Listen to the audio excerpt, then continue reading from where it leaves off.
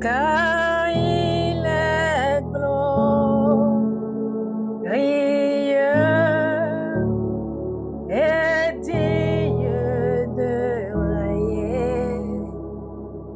L'agneau est souverain.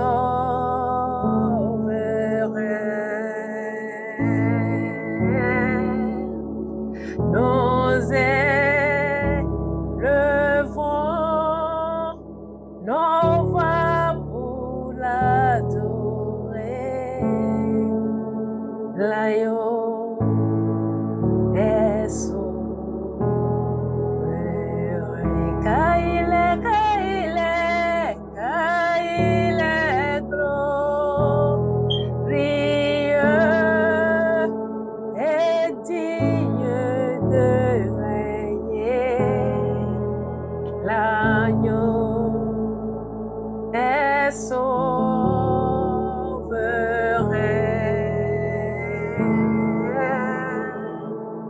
Nous élevons nos voix pour t'adorer, Seigneur Jésus. L'agneau est souverain. Tu es souverain, tu es élevé, tu es surnaturel, tu es éternel, tu es trois fois saint. Alléluia, gloire à Jésus. Bonjour frères et sœurs dans le Seigneur, la paix et la grâce de notre Seigneur Jésus soit sur notre vie. Alors ce matin, j'ai la joie de vous dire que vous n'êtes pas seul.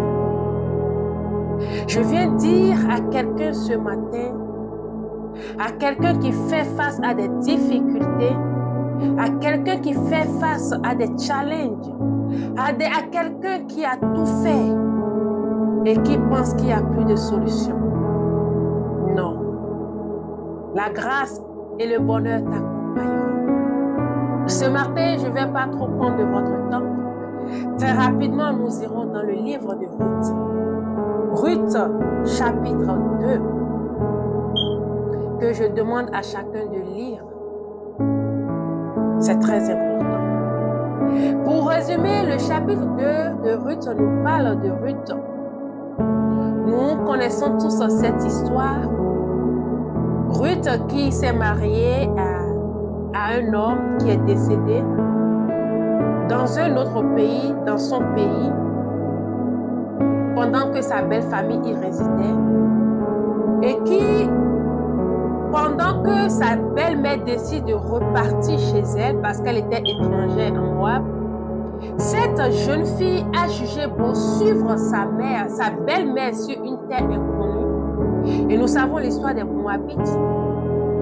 Voilà, et nous savons aussi que sa belle-mère, elle est israélite. Donc voilà une fille qui par amour a suivi sa belle-mère.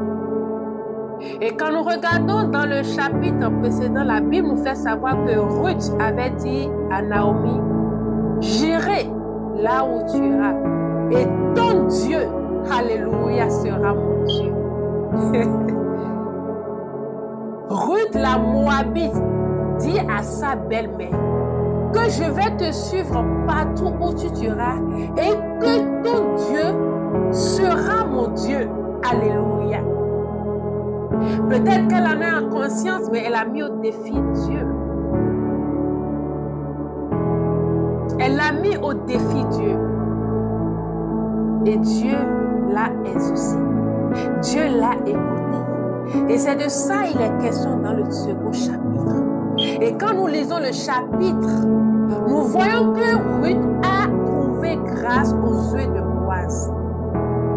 Ruth, une étrangère.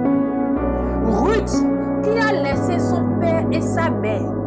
Ruth qui a laissé son pays, son village.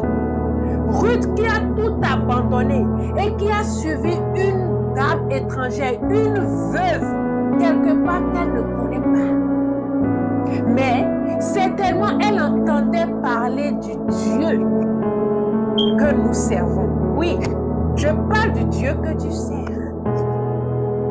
Elle a dit, ton Dieu sera mon Dieu. Alléluia. Et Dieu lui a fait faveur. Elle a trouvé grâce. Dieu lui a fait grâce et elle a trouvé grâce auprès de Boaz. Certainement que Ruth se disait que tout est fini. Il ne me reste plus rien. J'ai déjà tout perdu. Mon mari est mort. Je suis devenue veuve. Qui pourra me prendre encore? Certainement dans son pays, les gens ont dit beaucoup de choses sur elle. Je viens dire à celui qui m'écoute ce matin que qu'est-ce qu'ils ont dit te concernant? Je viens demander à quelqu'un ce matin, c'est quoi les problèmes par lesquels tu es en train de passer? C'est quoi les difficultés de ta vie? C'est quoi les challenges de ta vie? Et je vais te demander finalement, est-ce que ton Dieu est réellement ton Dieu? Est-ce que celui à qui tu as donné ta vie est réellement ton Dieu? Est-ce que tu as mis ta confiance en ce Dieu? Est-ce que tu crois en ce Dieu? Est-ce que tu sais qu'il est capable de faire toutes choses comme bon lui semble? Est-ce que tu crois que ton Dieu là, le Dieu que nous servons, le Dieu vivant, alléluia, est-ce que tu sais que c'est le Dieu du tout à coup? Est-ce que tu sais que c'est le Dieu qui peut changer tes larmes, tes moments de lamentation en quelques tiessées, en un moment de joie? Est-ce que tu le sais? Frère, sœur, le Seigneur, il est là. Il est dans la barque. Ne te laisse pas secouer par le tourbillon. Ne te laisse pas secouer par le mauvais vent. Tu es là, les problèmes sont venus. Et tu seras là, ils vont partir. Dis aux réalités, aux challenges, aux persécutions, aux difficultés de ta vie. Lève-toi le matin à 4 heures du matin et proclame et déclare. Réveille-toi à minuit, la porte de minuit, pour proclamer dans l'atmosphère spirituelle. Tiens-toi debout avec confiance, assurance, avec foi. Et dis, problème, difficulté, je suis là et vous êtes venus me voir. Je serai encore là et vous allez partir. Alléluia. Est-ce que ton Dieu est ton Dieu? Voilà une étrangère qui n'a aucune part parmi les Israélites. Elle n'a rien à voir avec nous. On peut la traiter de païenne. Mais elle a dit, parce qu'elle a dit, ton Dieu sera mon Dieu, vraiment Dieu s'est manifesté dans sa vie. À plus forte raison, nous qui sommes des enfants de Dieu. À plus forte raison, nous qui avons donné notre vie à Christ. Frères et sœurs, je viens tout simplement vous encourager ce matin. Ruth a pu trouver grâce devant Boaz par la grâce de Dieu. Et je prie ce matin que peu importe les difficultés, peu importe les problèmes, les challenges qui essaient de t'asphyxier, que tu puisses trouver grâce. Et je peux te rassurer, si effectivement tu es un enfant de Dieu, tu as déjà trouvé grâce. La Bible nous fait savoir que la grâce et le bonheur nous accompagneront. Je prie que la grâce de l'Éternel t'accompagne. Je prie que le bonheur de l'Éternel t'accompagne. Les challenges là sont venus te trouver.